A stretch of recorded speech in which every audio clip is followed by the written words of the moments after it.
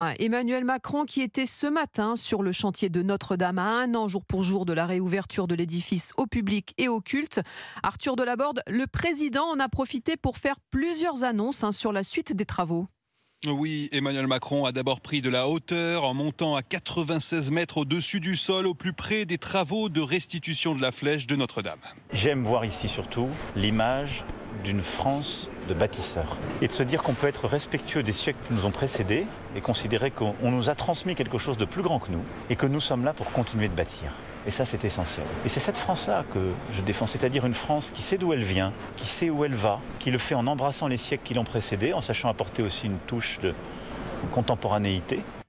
Et pour inscrire la marque du 21e siècle dans la cathédrale reconstruite à l'identique, le président annonce le lancement d'un concours pour la réalisation de 6 vitraux contemporains. Il annonce aussi la création d'un musée de l'œuvre de Notre-Dame qui verra le jour dans les locaux voisins de l'Hôtel-Dieu sur l'île de la Cité. Le chef de l'État qui avait fixé l'objectif que le chantier soit achevé en 5 ans s'en félicite.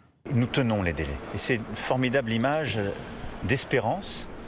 Notre-Dame devrait donc bien rouvrir ses portes le dimanche 8 décembre 2024, jour de célébration de l'Immaculée Conception de la Vierge Marie. Arthur Delaborde sur le parvis de Notre-Dame pour Europe 1.